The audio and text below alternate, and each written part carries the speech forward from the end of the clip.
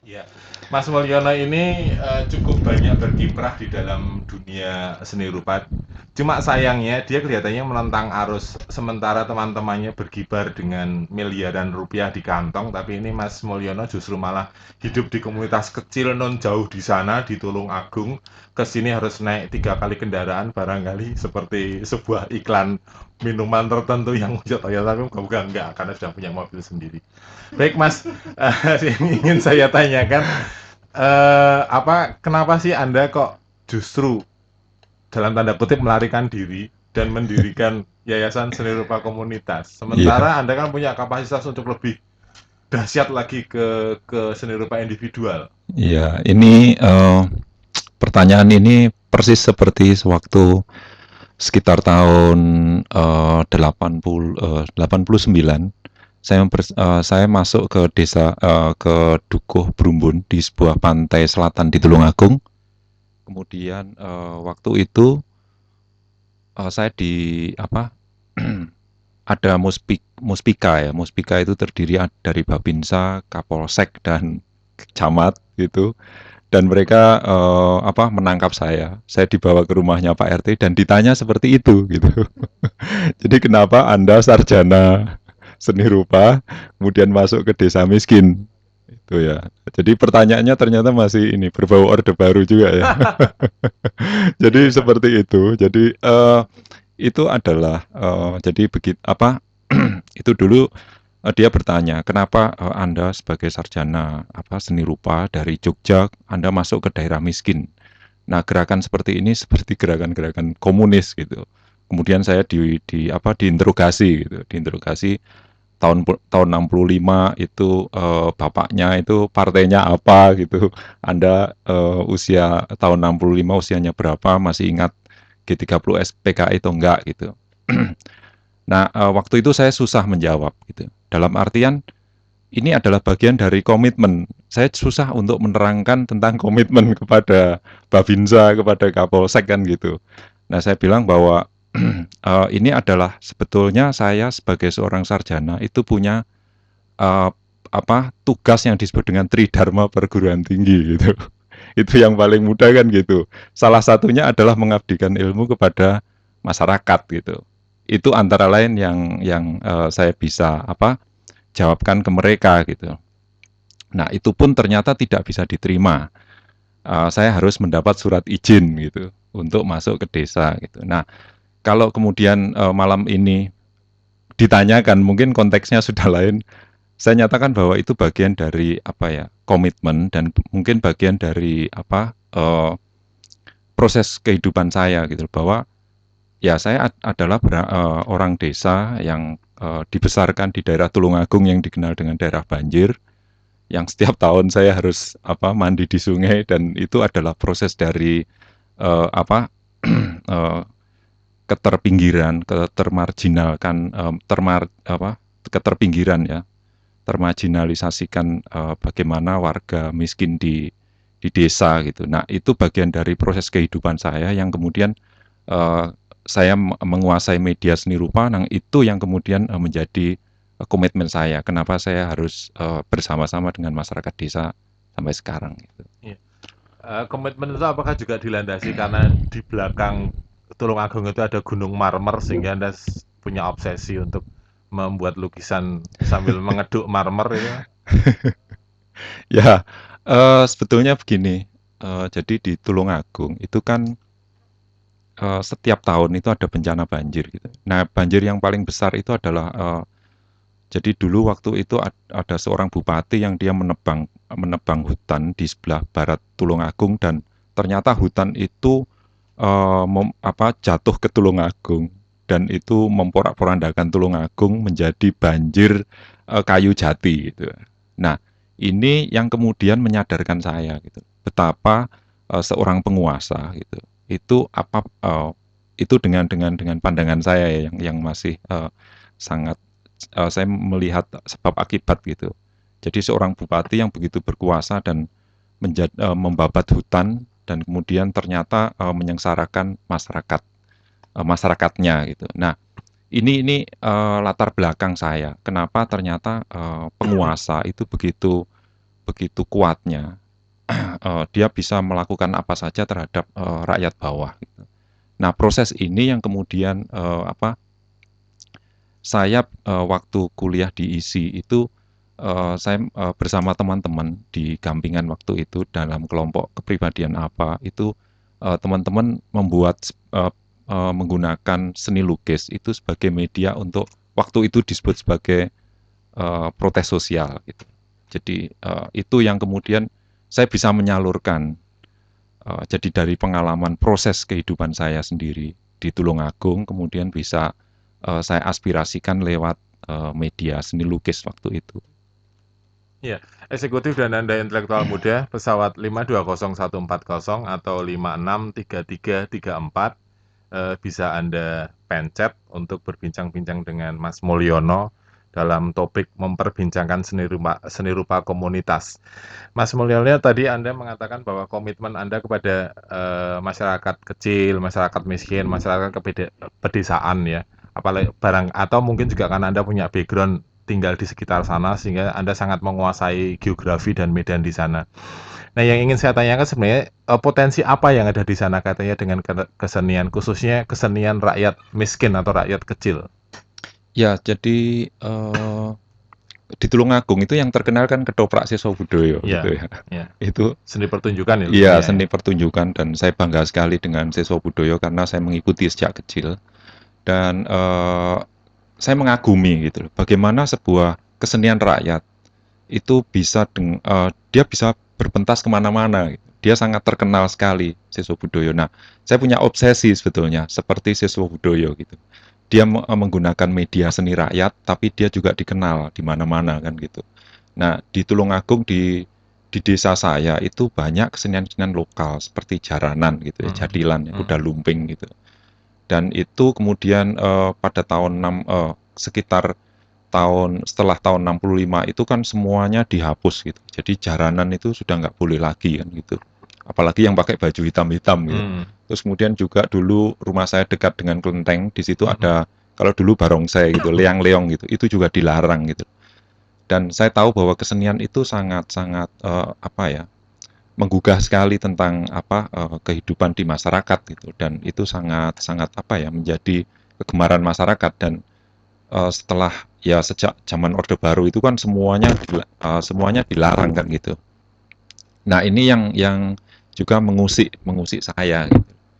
Jadi, ternyata bahwa di Tulungagung itu mempunyai potensi kesenian lokal, kesenian-kesenian rakyat yang sangat sangat bisa, mengangkat, aspirasi Tulungagung itu sendiri. Salah satu contohnya adalah ya itu, Sesobudoyo itu tadi. Mhm. Nah, kemudian, pada awal-awalnya tentu Anda tidak masuk lewat seni rupa dulu ya, dengan membangun dengan jalinan kesenian yang sudah ada, baru pelan-pelan Anda tarik ke seni rupa atau semuanya lebur jadi satu? Ya, saya melihat gini, jadi, pandangan itu pada awalnya saya belajar dari disiplin seni rupa kan gitu. Nah, kemudian, di dalam, perkembangan, pemahaman saya tentang seni rupa, itu saya masuk, jadi begini, saya melihat bahwa sewaktu saya menggambar, jadi, saya membuat lukisan, jadi di ASRI waktu itu, saya membuat lukisan tentang rakyat gitu. Tentang kemiskinan rakyat, itu saya melihat bahwa saya hanya menyuarakan rakyat gitu. Sementara rakyat itu kan punya potensi sendiri gitu. Nah, ini potensi itu kan bermacam-macam, dia bisa bermain jaranan, dia biasa bermain ketoprak, wayang orang gitu, terus kemudian membuat Halo? mhm, Kita terima telepon, halo? Halo? Halo? Oh, nggak jadi Mas, silakan Mas iya. dilanjut. Nah, itu yang kemudian, saya belajar kemudian, saya waktu itu kenal dengan teman-teman API ya, Asosiasi Peneliti Ilmu Sosial, yang mereka waktu itu, sedang ini membahas konsep transformasi. Nah, kemudian, mendukung Halo? Kita ya, terima telepon, halo? Oh, belum Mas. iya, Anda, eksekutif dan Anda intelektual muda, sementara Mas Mulyono menjelaskan, Anda bisa mempencet atau menghubungi 520-140 atau 563334. Silahkan Anda bisa berinteraksi langsung dengan Mas Mulyono. Monggo Mas, dilanjut Mas. Iya. Jadi kalau saya melukis itu berarti saya hanya menyuarakan rakyat. Rakyat itu hanya saya suarakan Sebagai gitu. objek saja ya. Iya, sebagai objek. Nah, Halo, hmm, selamat malam. Wah, kok kelihatannya agak trouble di telepon Mas Ading. Monggo Mas, dilanjut lagi iya. Mas. Nah itu yang kemudian dengan konsep transformasi itu dan dilandasi oleh pemahaman tentang konsep Paulo Freire tentang penyadaran, mendudukkan setiap orang adalah subjek. Nah, itu yang kemudian sekarang saya bersama-sama dengan rakyat bawah. Bagaimana mereka dengan potensi kesenian yang mereka miliki, mereka bisa menganalisis persoalan yang mereka hadapi, bisa beraspirasi, bisa advokasi, dan mereka coba mencari alternatif kemandirian dari problem yang dihadapi. Dan itu lebih sulit daripada hanya melukis menggambarkan realitas rakyat kecil, tapi tempatnya tidak di rakyat kecil, apalagi kalau masuk ke kolektor dan masuk ke ruangan kolektor, putus ya komunikasi itu ya Mas ya. Ya, ini adalah jadi kalau ini sebuah pilihan ya. Jadi kalau kita mau konsisten gitu ya, mau konsisten. Jadi kalau kita bersama-sama dengan rakyat ya kita harus pada level sebagai sesama subjek gitu. Jadi ini bukan komoditi kan gitu. Eh, karena itu kemudian Anda meluncurkan konsep seni rupa kagunan itu Mas. Seni rupa penyadaran, ya Seni rupa kagunan. kagunan ya, seni rupa Iya. penyadaran. Barangkali bisa Anda jelaskan itu maksudnya apa? Karena di sana kelihatannya itu seperti sebuah disertasi itu. Konsepnya cukup dahsyat, tinggal barangkali Dr. honoris causa Dr. Andes Mulyono itu nanti sebentar lagi. Iya. Jadi itu sebetulnya konsep dari Paulo Freire yang mendudukkan setiap orang adalah sebagai subjek dan dengan dia mempunyai potensi, segala potensinya, dan dia bisa dengan potensi yang dia miliki, dia bisa menganalisis persoalan yang dihadapi dan dia bisa mencari solusi untuk kemandirian dirinya. Nah, ini adalah saya kemudian mendudukkan diri saya, seniman gitu ya, yang punya komitmen dengan rakyat bawah, mendudukkan saya sebagai subjek dan rakyat itu adalah sebagai subjek. Saya punya potensi, mereka punya potensi. Nah, ini yang kemudian bersama-sama kita dialogkan bersama untuk menganalisis problem yang kita hadapi bersama. Nah, itu yang kemudian saya bersama-sama. Sekarang ini saya berada di Desa Tugurejo Ponorogo. Halo? Enggak Mas. Monggo Mas, silakan Mas. Belum bisa Jadi masuk itu telepon. Halo? Halo? Dialog seni kita? Silakan Mas. Belum bisa ya, sambung itu. Silakan. ya itu yang kemudian saya bersama-sama dengan warga desa di Tugurejo di Ponorogo, di Dusun Sumber dan Guyangan, dengan potensi kesenian yang mereka miliki, kita bersama-sama mencari solusi untuk kemandirian problem mereka gitu. Jadi dengan potensi budaya yang mereka miliki gitu. Sehingga posisi saya adalah ya bersama-sama mereka. Saya nggak melihat ini seni rupa, ini seni musik dan lain sebagainya, tapi ini adalah kalau di orang di sekolahan disebut dengan disebut dengan konseptual art itu. Ya, eksekutif dan Anda intelektual muda, silahkan Anda menghubungi 5201140 atau 56334 sambil bawa radio supaya Anda bisa memonitor. Silahkan. Ya, Mas Mulyono, Anda tadi mengatakan bahwa Anda sebagai seniman punya posisi sebagai subjek, rakyat juga rakyat atau masyarakat di sekitar juga punya potensi kesenian juga didudukan sebagai subjek. Nah, kemudian transfer knowledge-nya gimana ini, Mas? Jadi begini, sebetulnya begini, jadi dengan kita mendudukkan di dalam sesama subjek itu dengan potensi kesenian adalah media, gitu. Media untuk proses penyadaran, ada proses dialog gitu. Dialog ini berdasarkan potensi material lokal, kemudian indigenous knowledge ya, indigenous lokal gitu ya, pengetahuan lokal mereka, material lokal mereka, dan potensi budaya lokal mereka gitu. Jadi proses konsientisasi itu adalah proses penyadaran, proses dialog gitu. Dialog bersama-sama menggunakan kesenian sebagai media gitu. Itu jadi misalnya begini, contohnya kita bermain gamelan. Gamelan itu bukan tujuan gitu. Gamelan adalah media untuk berorganisasi. Sewaktu mereka berkumpul memainkan gamelan, kita bisa berdialog, bisa berdiskusi, dan itu mungkin akan melahirkan satu gending tentang proses penyadaran mereka gitu. Nah, Berarti lebih banyak mengedepankan fitrah manusia sebagai makhluk sosial ya.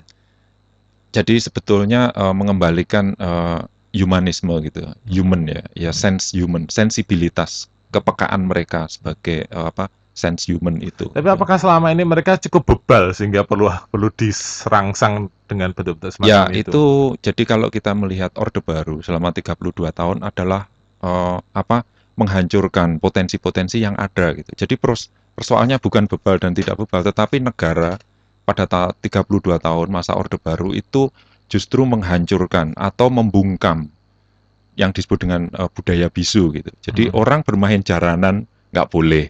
Orang main wayang orang judulnya Petruk Jadi Ratu nggak boleh kan gitu. Nah, kemudian Anda di dalam seni rupa Kagunan itu juga Anda prinsip seni rupa Kagunan Anda katakan dengan metode dialog ya.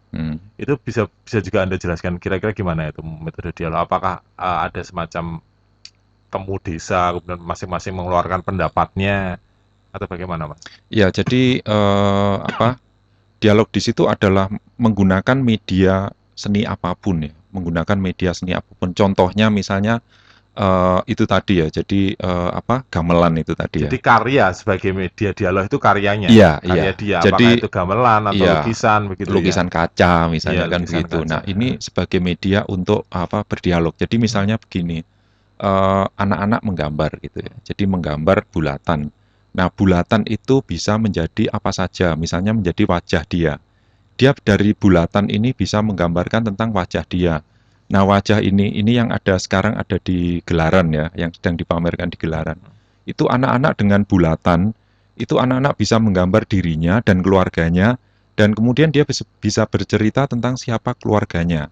Nah, keluarga itu dengan cerita itu, gambar sudah berdialog gitu. Karena gambar itu didialogkan bersama teman-temannya. Ini loh ayahku, keluargaku, ini. Nah, bapakmu sedang kerja apa di ladang, terus ibumu kerja apa kan gitu, cari kayu kan gitu. Nah, ini sudah merupakan presentasi dari persoalan dia gitu. Sampai yang ada di gelaran itu dia menggambar tentang setiap hari yang dia makan pagi hari itu jagung gitu. Nah, ini sudah menjadi kenapa mereka makan jagung setiap hari gitu. Ini sudah merupakan satu proses konsientisasi di mana mereka menyadari bisa mendayagunakan media hanya media garis yang dibuat bulatan. Itu salah satu contohnya. Ya. Kemudian di dalam kegiatan itu kan Anda memerlukan pendamping. Ya. Nggak bisa bekerja sendiri atau apa istilahnya karya pendampingan. Perupa-perupa atau seniman-seniman yang diposisikan sebagai pendamping. Lah, mereka apakah juga dilakukan Anda berikan semacam training-training khusus untuk ke sana karena tentu saja jauh dari keramaian misalnya. Jadi sebetulnya nggak ada training ya. Kita teman-teman yang tergabung di dalam YSRK ini kita memang dari dulu terikat dengan komitmen keperpihakan gitu. Jadi memang dari dulunya adalah teman-teman yang sudah mereka bekerja bersama-sama dengan komunitas. Gitu. Nah, sekarang kita berkumpul di YSRK ini, kita melakukan terus proses dialog, proses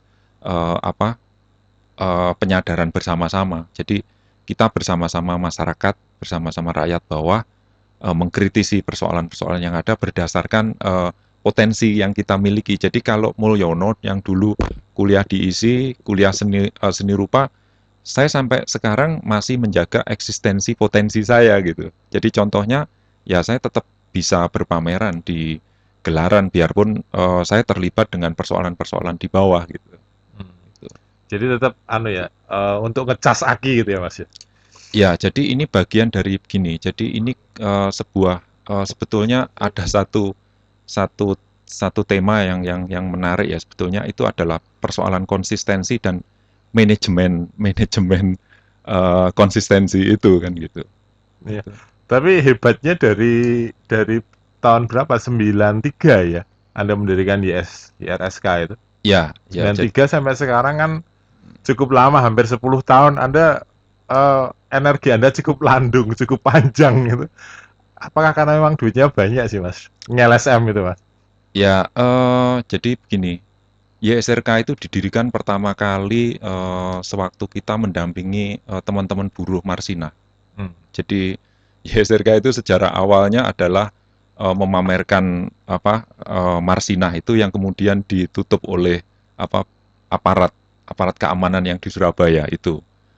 Jadi itu sejarahnya gitu. Jadi kalau kita bicara tentang eh, duit sebetulnya jadi begini, saya ternyata bisa hidup dengan konsep. Saya tidak yang namanya ini satu problem ya dari konsistensi dan untuk lesson learn dari teman-teman.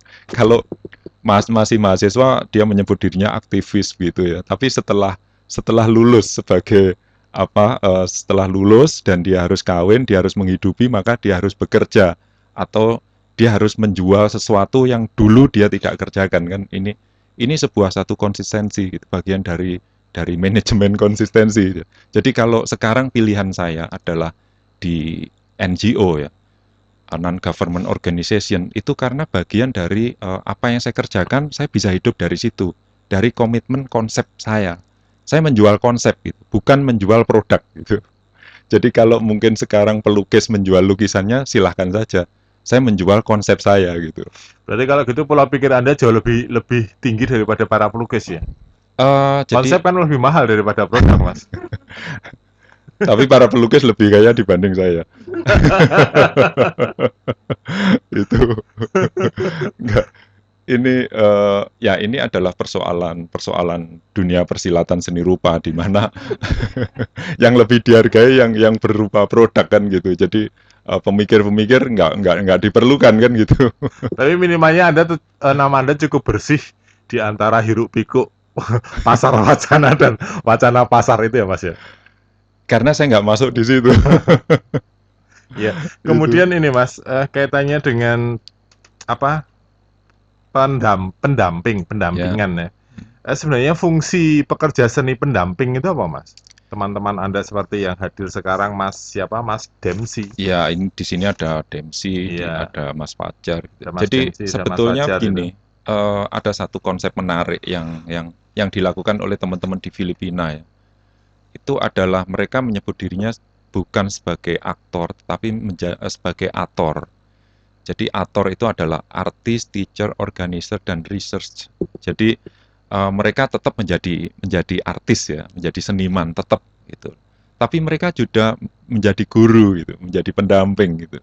Dan mereka menjadi organizer ya, pengorganisir masyarakat gitu, rakyat bawah. Mereka juga melakukan penelitian, melakukan proses penyadaran di situ. Gitu. Jadi itu yang konsep yang kalau kita menjadi pendamping adalah seperti itu. Gitu. Ya. Kemudian ketika ketika karya itu dibuat dengan lewat proses pendampingan dan seterusnya, kemudian dipamerkan seperti yang terjadi sekarang di gelaran misalnya ya. Yang terjadi kemudian setelah pasca pameran, karya itu diapakan lagi, Mas? Itu sebetulnya jadi begini, ini perbedaan manajemen pameran saya. Pameran konseptual ini dengan pameran produk gitu loh. Hmm. Produk itu kan seperti lukisan, Hmm, seperti hmm, ini. hmm. Kalau saya itu adalah jadi saya melakukan pameran begini, itu bukan kemudian saya seperti etalase menjual karya saya bukan, tetapi saya menawarkan proses dialog gitu. Jadi Hmm. itu adalah media untuk berdialog, untuk berpikir bersama, untuk coba kita membuat ada satu desain terhadap apa yang kita lakukan gitu. Jadi tujuannya ya untuk itu gitu loh. Jadi Ya. bukan bukan untuk menjual gambar saya dan lain Jadi sebagainya, bukan. wacananya lebih banyak wacana intelektual gitu ya, Mas ya? Iya ya lebih ke situ pada proses konsientisasi itu, penyadaran itu. Iya. Ya, eksekutif dan anda intelektual muda, barangkali kita perlu break sebentar untuk mendengarkan sebuah lagu yang di sini sudah dipersiapkan lagu kesukaannya Mas Mulyono kalau nggak salah, She Has Gone. Silahkan Mas Ading.